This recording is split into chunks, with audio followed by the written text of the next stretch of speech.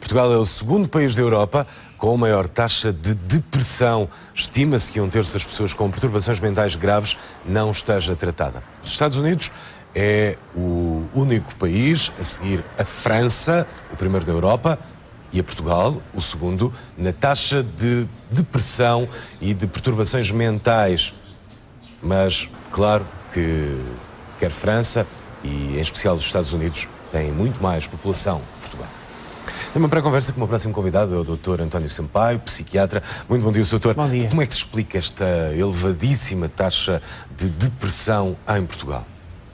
A depressão tem a ver com uma data de situações sociais, nomeadamente a perda de emprego, sobretudo aquilo que leva bastante ao desespero e tem feito quadros depressivos graves, é a incerteza do amanhã. A incerteza é qualquer coisa que dá mais sofrimento às vezes do que a certeza seja positiva, a certeza seja negativa. Podemos distinguir uma depressão momentânea de uma depressão prolongada? Claro. As depressões, e podemos distinguir as depressões que são só reativas, digamos assim, embora que são no fruto de uma perda afetiva, ou fruto de um desemprego, ou fruto de um conflito grave, de outras depressões muito mais endógenas, muito mais que têm a ver com a fragilidade do indivíduo, embora estas coisas sejam, na apresentação, um pouco misturadas, ou seja, muitas vezes nós somos vulneráveis porque temos alguma vulnerabilidade depressiva, depois desencadeamos um verdadeiro quadro de doença com um fator desencadeante. Mas os portugueses têm tendência para a depressão, pelo que se vê. Pelo que se vê, os portugueses têm tido, pelo menos ultimamente, fatores que levam a maior vulnerabilidade de fazer quadros depressivos graves. Tem aumentado por causa da crise? Eu penso que sim, que tem aumentado por causa da crise, sim. E há também uma tendência dos médicos, digamos que por tudo e por nada, dizerem que a pessoa está deprimida e darem baixa por causa disso?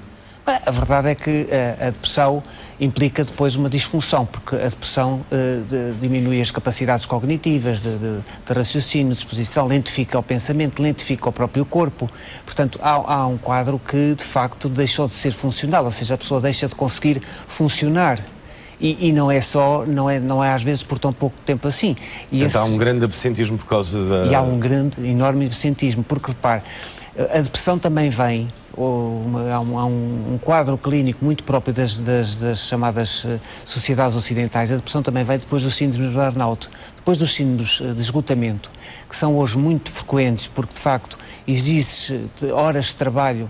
Há quem diga que os portugueses trabalham pouco, os portugueses trabalham muito. A quantidade de pessoas em Portugal que têm duplo emprego trabalham muito, e depois, se fazem um síndrome de burnout, se fazem um síndrome de esgotamento, se esse síndrome não tiver não for interrompido por um repouso, o quadro depressivo vem a seguir.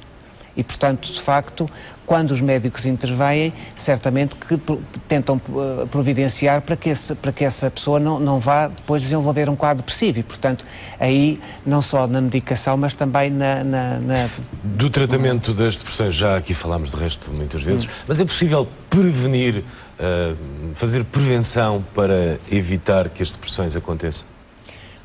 Como digo, há fatores de vulnerabilidade que alguns de nós têm, ou seja, que somos mais frágeis a esse nível. Seja por herança genética, temos na nossa família inúmeros casos de depressão e eventualmente na nossa família inúmeros casos de suicídio, seja por herança genética, seja porque houve acontecimentos na primeira infância que fizeram com que aquele indivíduo fosse mais vulnerável a desencadear mais tarde uma doença depressiva.